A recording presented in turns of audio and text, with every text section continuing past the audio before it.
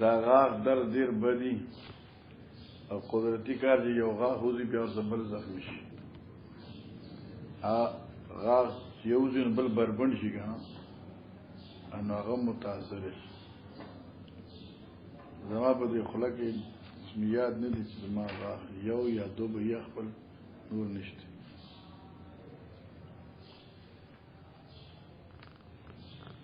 سبحان الله دا ټول سرکاري دي د الله ورکړی شوي غاښونه چې ډېر قیمتي دا یو غاښ په 3,000 دی دا لکه کلک لګولي دي که نه جدا کېږي نه 5,000 روپۍ یو غاښ هغه ما ونه لګم اوس دا غاښونه دا کته د دوه وچاودل وخت په ډېر تېر شو یو به چشمو ته نه خوشحالېږي یو به سرکاري غاښونو ته نه خوشحالېږي دا بعضې مولیانې که نه دوی نظر وي هسې چرک دې پاتې چشمې په سترګو کوي هلکه چې کوم حسن په سترګو کې هغه چې داسې ښایسته سترګې رانجه کړي داسې روانې په لارې باندې هغه خوند کوي که بازاري چشمې ورته واچوي هغه باغې کې خوند کوي خپل اصل شیخ ښیي ښه ګوره علماء کرام و صلحاء امت حدیث مبارک توقع آسان دے ابن عباس سے رسول اللہ صلی اللہ علیہ وسلم نقل کی نصرت بالصبا امداد کړه شوی د زما په هوا د صبا سره ریح صبا وولکت آدم بالدبور او تباشو قوم عاد په هلاک پس سره په هوا د دبور سره ګوره علماء کرام دوی په خپل وي آغا هوا چې کله ستا مخ قبلې ته وي داسې یو شان راشي نو دې ته ریح صبا وي دا د رحمت و کرم مهرباني وي او کما چې ستا مخ نور خاطر دی او د قبلی طرف نه هوا راشي دی خوا نو دې ته به دبور وي نو نصرت بالصبا الله زما امداد کړو په هوا د هغه صبا سره کما چې قبلی طرف ته دی راخي لکه د قبلی طرف ته راخل چې دی او تل دا کامیابی سبب دی واولکت عادم بالدبور هغه مشرقي هوا چې تا مشرق ته راخي دا د هلاکت ته نو عادیان پر ریح دبور سره تبا شو ور الله زما ریح صبا سره مدد وکړه او دې کې اشاره د تاب سورۃ احزاب ویلي او آیت را روان دي تاویل دي اذ جاءوکم من فوقکم ومن اسفل منکم وزاغت الابصار وبلغت القلوب الحناجر نا دینه مخ کړي اذ جاءتكم ريح فرسلنا عليهم ريحا وجنودا لم تروها آیت اشاره ده قال حدثنا احمد بن عثمان قال حدثنا شريح بن مسلم قال حدثنا ابراهيم بن يوسف قال حدثنا ابي عن ابي اسحاق قال سمعت البراء يحدث قال لما كان يوم العذاب وكان رسول الله صلى الله عليه وسلم رايته ينقل من تراب الحنق حتى وراني الغبار جلدة بدني وكان كثير الشعر فسمعت يرتجز بكلمات من رواحه وهو ينقل من التراب ويقول اللهم لولا انت ما اهتدينا ولا ګوره توجه کو مولانا صاحب دا حدیث تا مخ کې ویل دی ښا حدثني احمد بن عثمان رضي الله عنه قاضي حدثنا شريح بن مسلمة قال حدثني ابراهيم بن يوسف قال حدثني ابي عن ابي اسحاق قال سمعت البراء ما اورد البراء صحابنا يحدث دي بيانه قال دي لما كان يوم الاحزاب هر کله چې شوا اغرض د غزوه احزاب وخندق رسول الله صلی الله علیه وسلم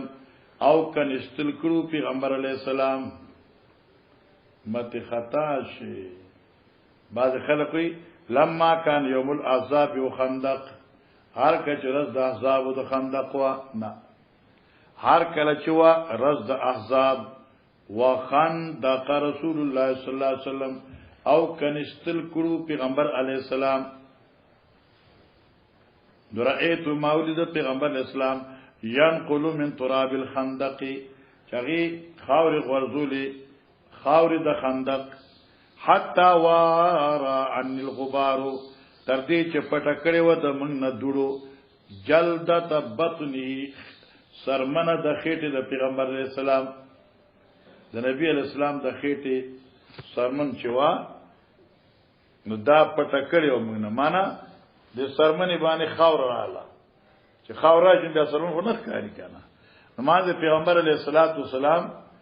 خېټه مبارکه چوا د خاور په زد کې راغلی و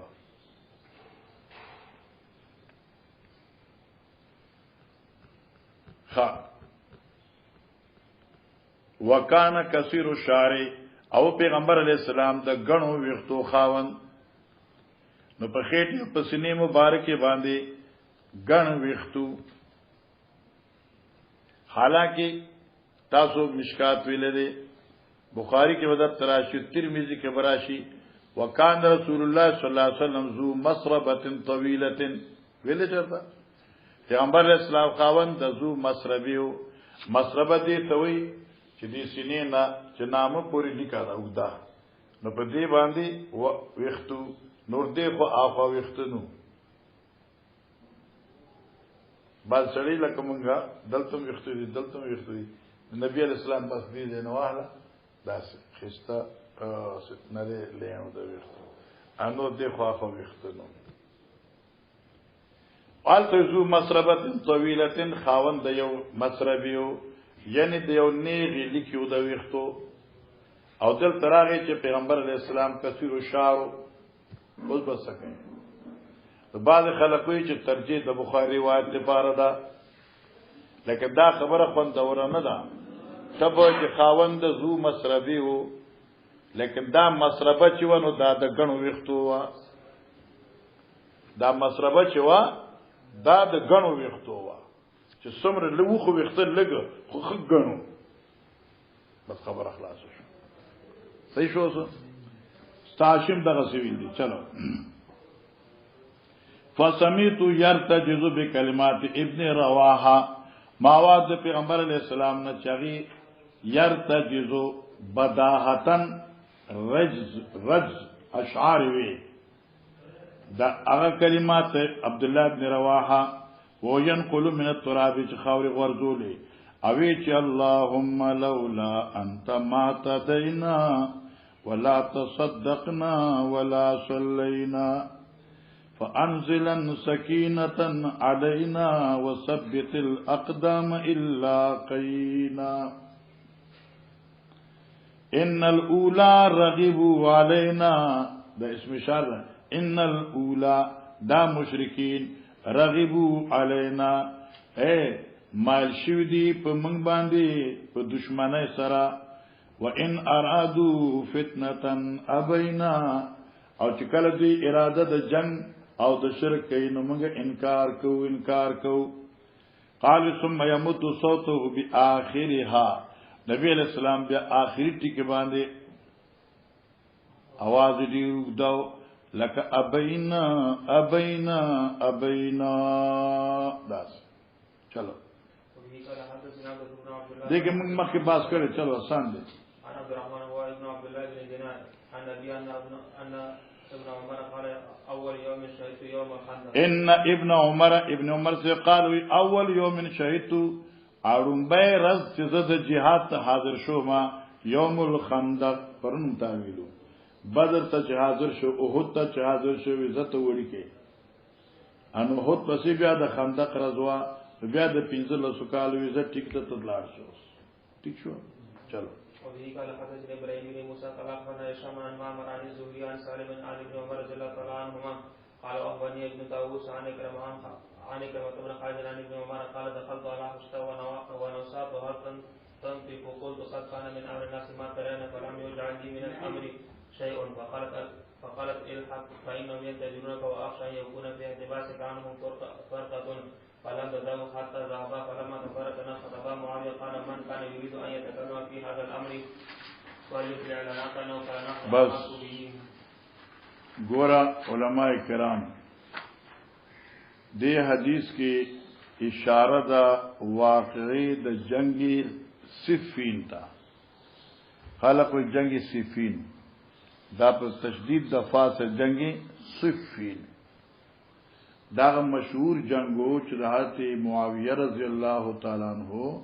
او حضرت علی امیر المؤمنین رضی الله تعالی عنہ په منځ کې واقع شو او سبب د وقوع چو نو هغه د مخال افغانانو قسم وي کنه او دا ټول افغانان دي چې دا په زموږ محلي ده کې بادشاہان دي ما ته چاویلم نه دي ته طاهر ته نه ته نه یاد طاهر ته کابو کنه علي کشه ده زما خیال دې کوم ځای ده ازاو دې اورګه دې راشي او زما دا قرط کې چې دا سوق مونږ دي چرته مونږ دي چې ما له فیصله لار نشي بیا هم بده خبره ده.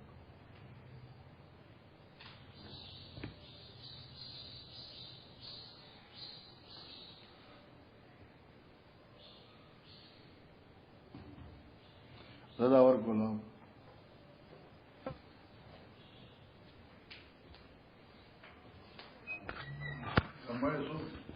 جنگ صفین چې وګڼه دا ډیر مشهور جنگ او سبب دې چې نو حضرت عثمان رضی الله تعالی عنہ چې کله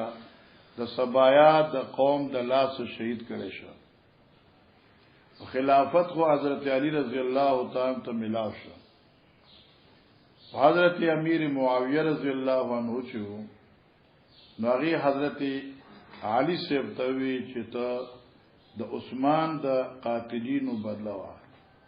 عثمان قاتلین جمع کا مړ کا او د عثمان بدله ته نواخله علی سے وی چې زه فلحال ابتدائی دور د خلافت ته لا استحکام نه لشي نو کله چې خلافت مسله مستحکم شي او تحقیق نه بعد به زه د عثمان سیب د وینو بدله اخلم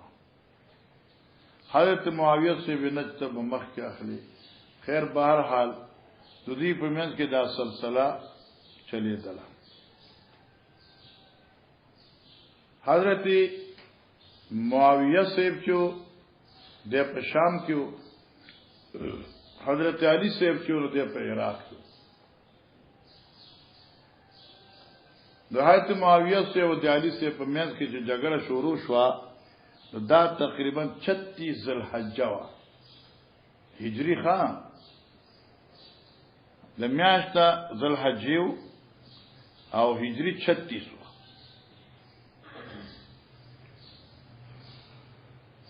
شپږ دیش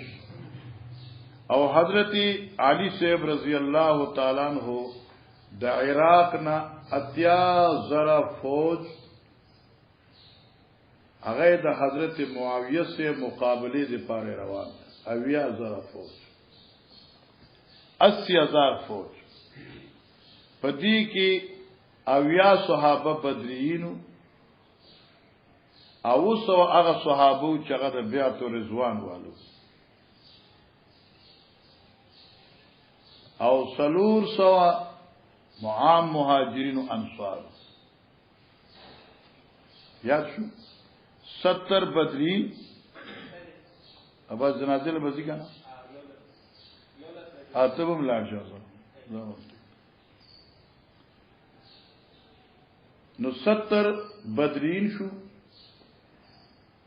اور 700 اصحاب د بیعت الرضوان شو او تقریبا 400 مهاجرین و انصار سنتا اخوانا عراقنا حضرت معاویه رضی الله تعالی عنہ راغه او د په مقام د صفین ورسید نو هجری 36 وا ذوالحج میں شوا نو تقریبا دا لخر چې دوی جمع شوه نو هجری 37 کې د جنگ ابتدا وشو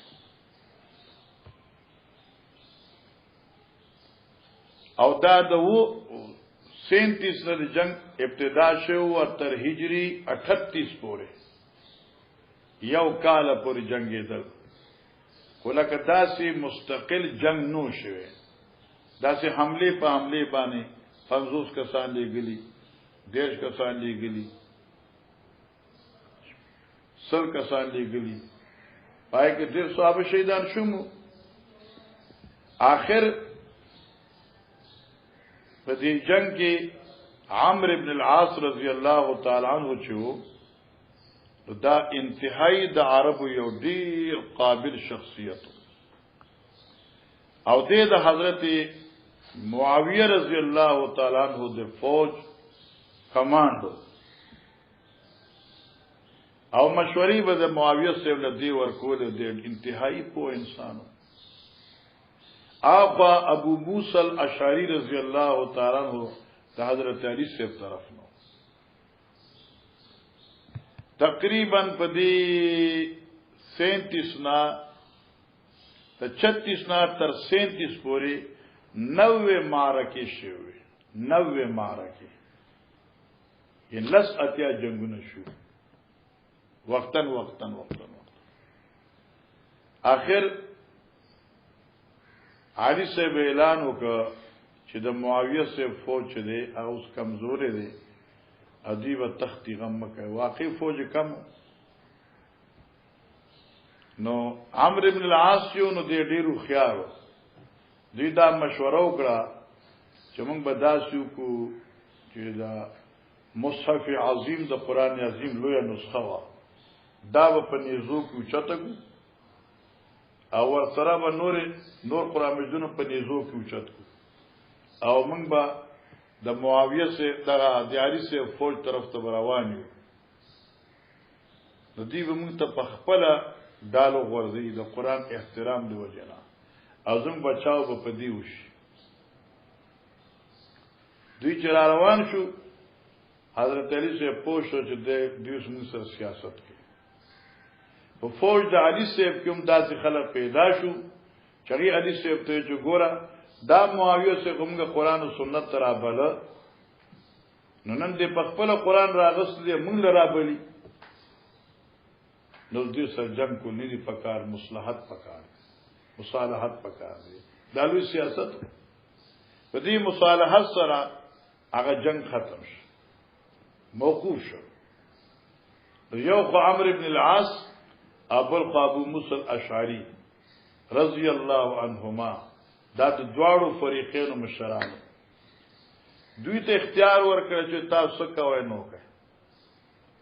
عمرو بن العاص اور ابو موسی الاشعری عمرو العاص ابو موسی الاشعری ته چې دا سی وکړو چې دا جنگ اس اخلاصيږي نه دا دواړه کسان به معذور کو علي سیبم د امارت نه معذور کو معاویه سیبم معذور کو او دغینه بعد چې بیا آل حل اور عقد یعنی آل شورا صف فیصله وکړه پس هغه به امیر بعض علما چې دغه عمرو بن العاص ابو موسی الاشعری سره چل کو فیصله وشو کنه چې موږ به خپل کس معزول هغه نه پس به آل شورا ته چې ووټینګ وکړي مشوره وکړي او چې کوم یو منتخب کوي نو ابو موسی الاشعری عمرو بن العاص ته اعلان وکړ نو ته ډېر لوی عالمي الوی سره استامه زه اعلان کولې شم ته مخ اعلان ابو موسی الاشعری را پات شو دا غوي چې دا جنگ خلاصيږي نه لہذا دا سبو کو چې منګه خپل مشران چې د فلحال معزوله کو او دغینه بعد چې کوم دی بیا به خلافت باندې بیا بیعت کیږي لہذا ز خپل امیر علی رضی اللہ تعالی عنہ فی الحال معزول کو دے معزول شو او خلافت بیا دوباره بیعت کیږي لکه مطلب دا چې معاویه سم دغه اعلان کړي دغه عمرو بن العاص عمرو بن العاص پاز نغی لکه خیارتوب وکړه هغه ابو موسی الاشعری حضرت علی معزول ک زم هم معزول کوما لیکن زه خپل امیر معاویه نه معزول وم د په مهارت باندې پاتې سپوږمۍ دا جګړه بیا شروع شو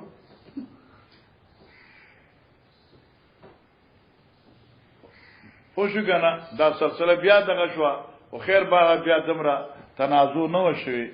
او بیا چې نو دغه وخت ابو موسی الاشعری عمرو بن العاص ته چې تا ما سره لوی چالاکی کړی اوس دې کې بعض علما او قلمونه سخت دي د بعضو قلمونه نرم دي بعض علما دمره سخت دي چې په دې کې علي سے په حق او معاویه یقینا باغی معاویه سے یقینا باغی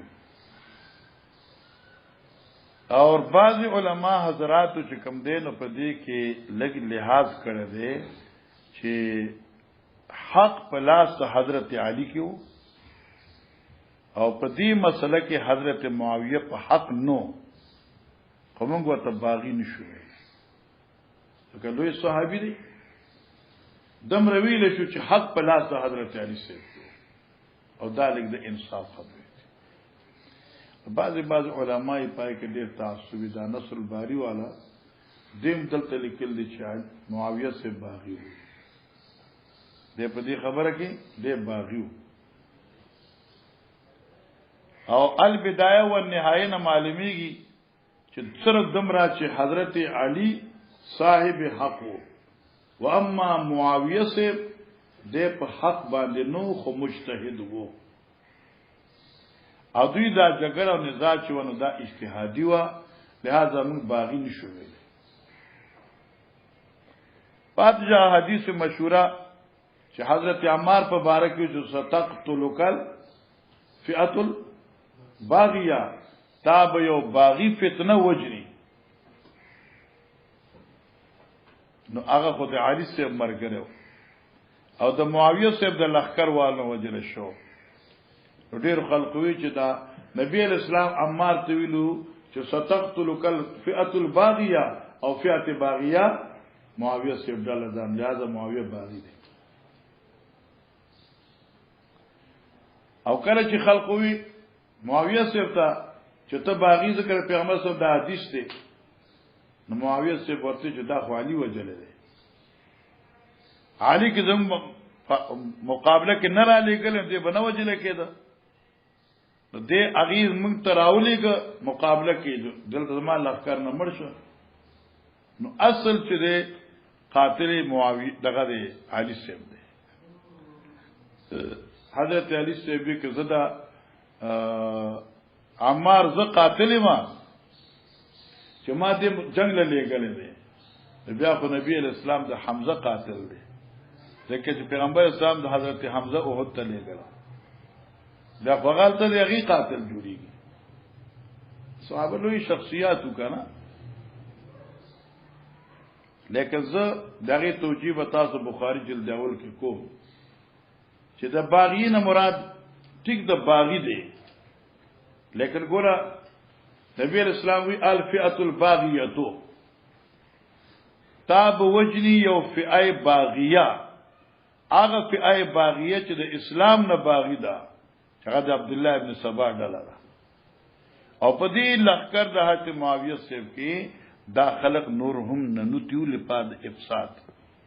او عام طور سره دا سکیږي هم بعضی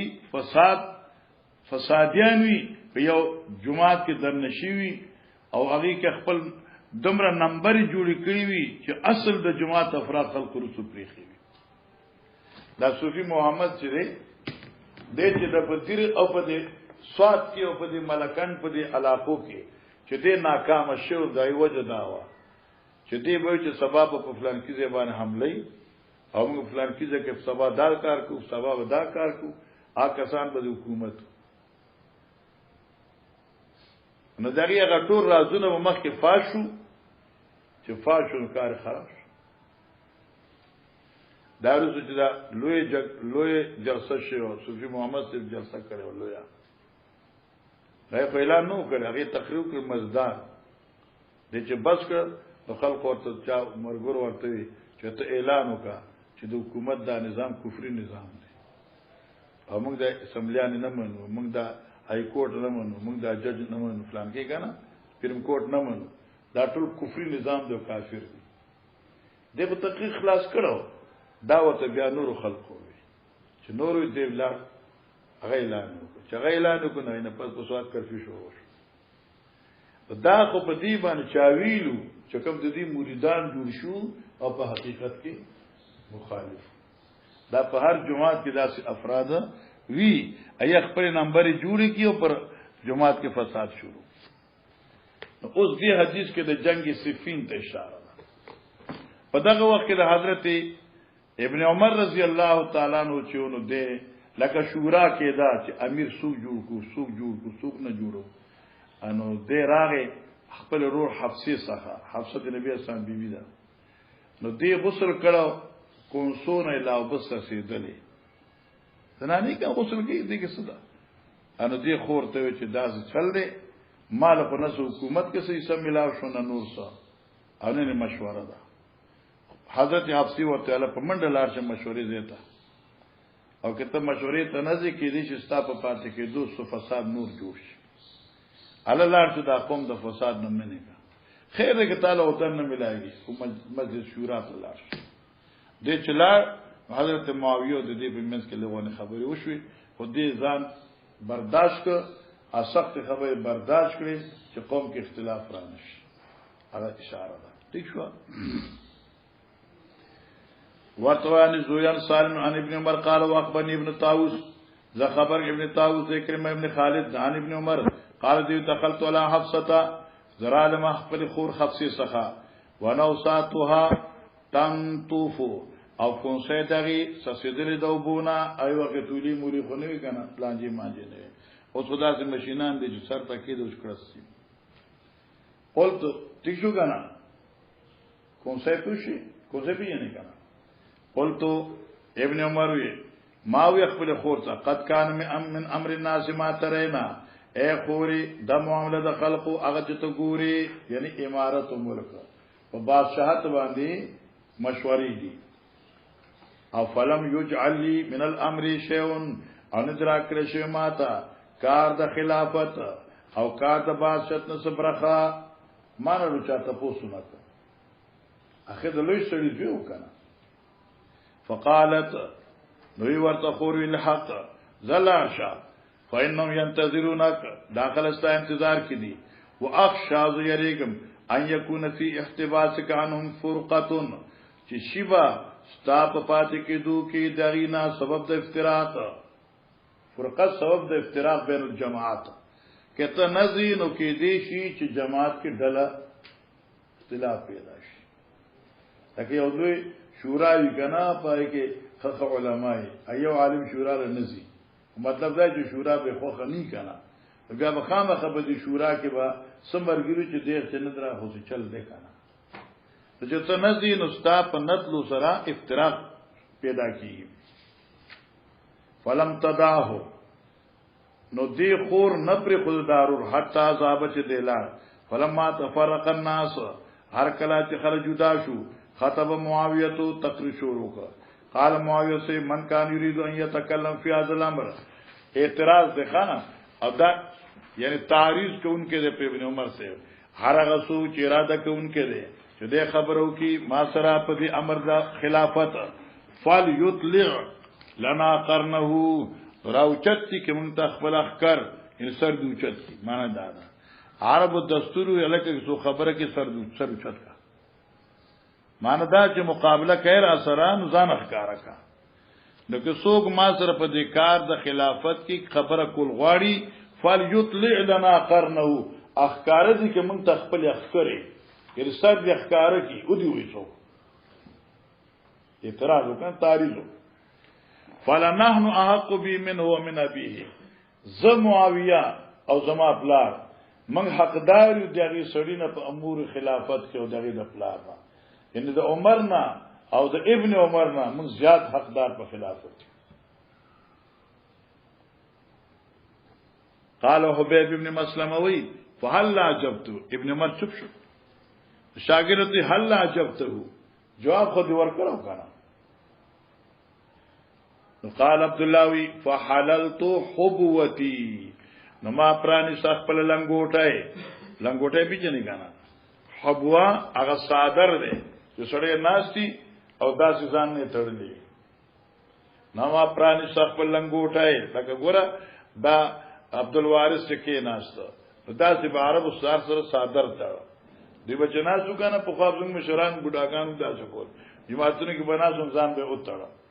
زبر چې حرمین کوم نو ما ځانو تر خلقو تاسو کوم مانځي معاملې مې خوږي او چې داسې وتړې نو 2 3 سلو غنټې کې ناشته شي ته معنا دا حبوا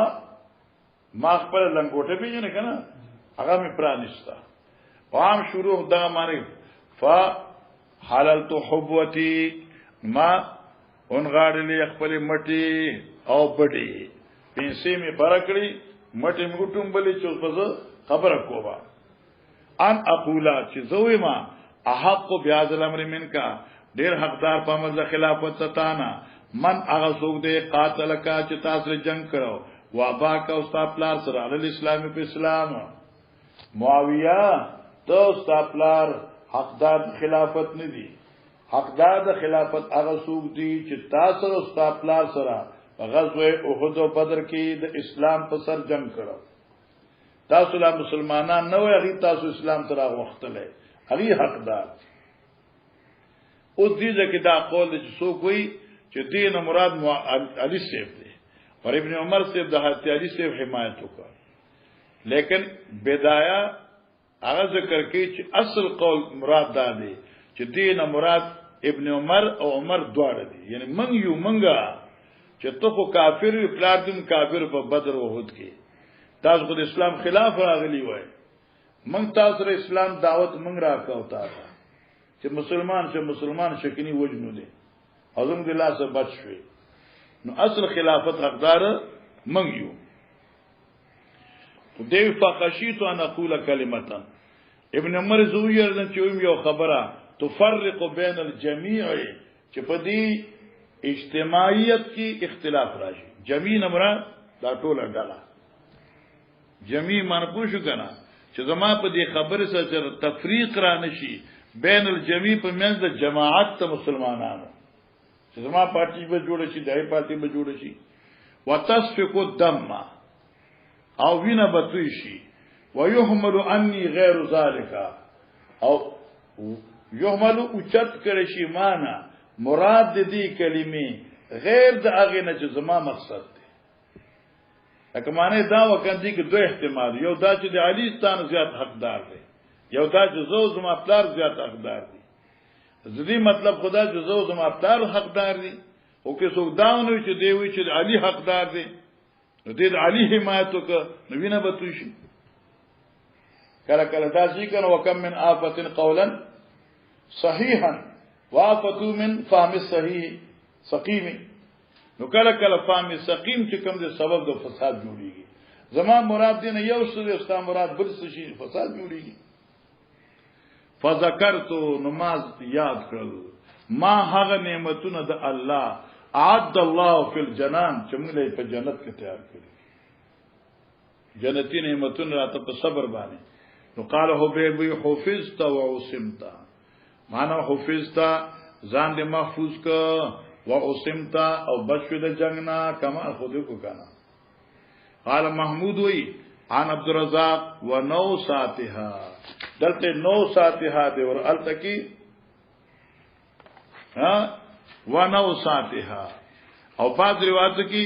ونسواتها دی دا نسوات خنه دی نو سات صحیح دی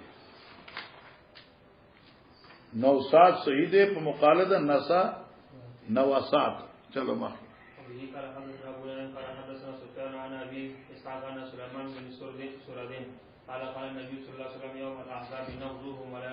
شابه ګورا توجه کوا چې کله الله په غزوه احزاب کې طوفان راويست او د مشرکینو کټوي الټه شوي خیمه والوته او دی په شاچ روان شو نبی علیہ السلام دا زمونږه فتح ده همیشه د پاره فتح ده نو یې فرمایل نغزوهم اے من بزو دی کفار پسې ولا یغزوننا دی به من پسې چرم نشرات له دین بعد به زمونږ غلبی نغزوهم لاندې کې نصیرو الیهم من به سفر د جهاد کو دوی پسې خو دوی به من پسې سفر نشو کوله د کفر ملا ماته شو او یقینا بیا د کفر ملا ماته وا تر دې چې مکه فتح شو او چې مکه فتح شو نو خود به خود د کفر ملا بیا سوا ختم شي او ماته شي وا دی قال حدثنا عبد الله بن محمد قال حدثنا يحيى بن آدم قال حدثنا إسرائيل سمعت أبا إسحاق يقول سمعت سليمان بن سردين يقول سمعت النبي صلى الله عليه وسلم يقول حين أجلي الأحزاب سو وخت احزاب جلا وطن کړي شو اجله من اجلا ده اجلا من جلا وطن کړي او تختول شو نو الان نغزوهم نبی اسلام اوس به موږ دوی پسې زو جنگ لا ولا يغزوننا او دوی بن شراته موږ پسې اے نحنو نسیر الیهم نغزوهم معنا شو موږ به دوی پسې زو شابه شاب تکړه شه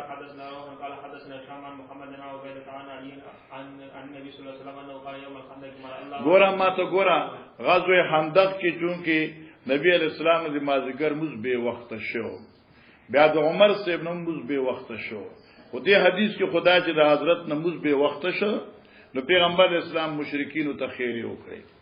وی ملا الله علیهم بیوتهم الله دې ډک کی په دې باندې کورونه او قبرونه نارن پور کما شغلونا عن الصلاه الوسطى لکه چې دوی منګه مشغول کړو د مازیګر نه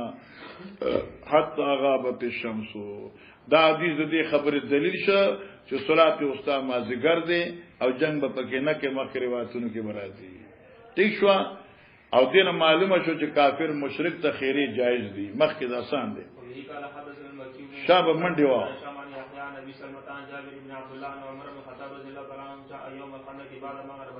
بس مکه حدیث کې داو چې د نبی علی السلام نماز مؤخر شو او دې حدیث کې دا چې عمر سے نو مؤخر شو عمر سے نو چې موږ پاتې شو ناډیر څه غوسه راغ نبی علیہ السلام ته خدای دی غور کی چې ما نه موږ پاتې کړ نبی اسلام خیر دی ما نو پاتې شوی دی دواړه به وکړو حتی ان عمر الخطاب جاء يوم الخندق راغ پرز د غزوه خندق بعد ما غربت الشمس پس هغه نه چنور پریوته یاره شروع شه سب کفار قریش چې کنځلې کولې کفار د قریش تا وقال یا رسول الله ما کتو وزګار نشم زه قریبا نوا یعنی وزګار نشم ان اصلیا چې ما مسکړې وې حتا کادت الشمس ان تغربا تر دې چې قریب وا چې نور ډوب شي نبی علیہ السلام یو انا والله ما صلیتوا الک قسم می دی پرب چې ما مزنه کړي فنزلنا مع نبی صلی الله علیه وسلم بطحانا نو بطحان یو کند د وادي دا مګه بطحان ته کوشلو فتوضا للصلاه حضرت دسوک وتوضانا لها امګه دسوک مزتا فصل العصر بعد ما غربت الشمس مزد مازیګرو کو پس پریوتو د نورنا ثم صلى بعد المغرب به ما خاموزو کو دې حدیث نه معلوم شوا چالکا ترتیب بین الفوائد والوقتیت واجب او دا مسلک حنفی دی دا حدیث زمون دلیل دی یاد وساته چې مازیګر نور پریوتو د ماخام وخت داخل شو نبی اسلام اول د مازیګر مزو کو پس د ماخام سمجھتم کنه مخ کړه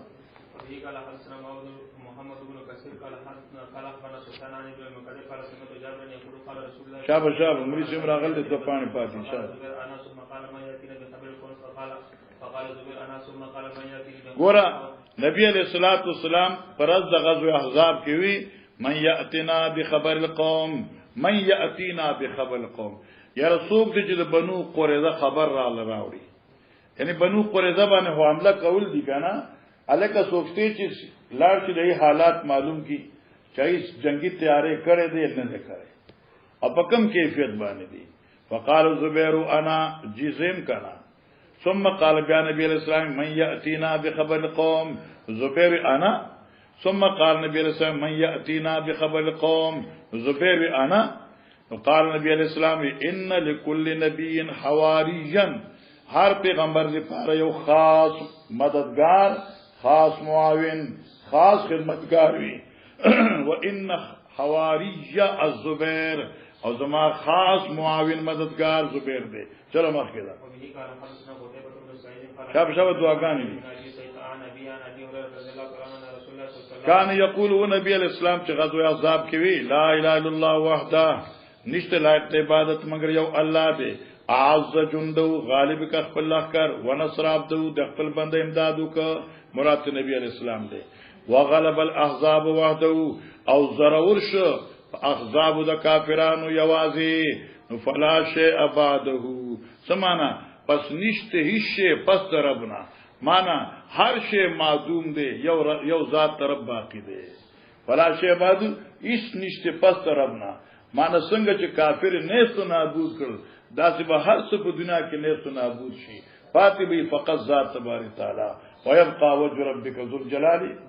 جی شابه قال حدثنا محمد قال حدثنا خزري وعبد الله اسماعيل بن ابي خالد قال سمعت عبد الله بن ابي اوفى يقول دعا رسول الله صلى الله عليه وسلم عليه خیری وکړه پیغمبر اسلام په عذاب باندې او یا اللهم منزل الكتاب سريع الحساب اعظم الاحزاب اے الله را لګون کې د کتابه اے الله تذر کون کې حساب د مخلوق اعظم الاحزاب شکست ورک دی ډلو د شرک لا اللهم احزمهم اے الله شکست ورک دوی تا وزلزلهم او اجر قوات دی اخفي او تختوي وبه قال حدثنا محمد بن مقاتل قال اخبرنا عبد الله قال اخبرنا موسى بن عقبه عن سالم ونافع عن عبد الله ان رسول الله صلى الله عليه وسلم كان ذا قفلان بس عادت طیبه د نبی علیہ السلام اذا قفل من الغزو کله چې واپس کېده د جهاد نه او الحج یا د حج نه او العمره یا د عمره نه سو کې دا او لپاد شک دی اسو کې چې نه دا او لتنویه دی حاصل دا چې دا دعا د پیغمبر علی السلام د هر هغه سفر نه بوا چې کوم نه واپس او دغه دعا به تم کوي ويكبر ثلاث مرار اول بنبي اسلام دې الله اکبر الله اکبر الله اکبر ثم يقول لا اله الا الله وحده لا شريك له له الملك وله الحمد لله كل شيء قدير آیبون معنا آیبون مګه ټول رجوع کوونکو الله ته د خپل ګناونو نه تایبون توبه وکونکو د خپل معصیتونو نه عابدون یو الله ته عبادت کوونکو ساجدون یو الله ته سجده کوونکو لربنا حامدون در خپل تعریف کوونکو صدق الله وعده الله رښتینی کړی د مسرخ خپل وعده وانا صور عبدا او د خپل بنده امداد وکړه واعظم العذاب وحده او تمام مشرکین ډلې یوازې غر کې کړي او تباہ کړي او برباد کړي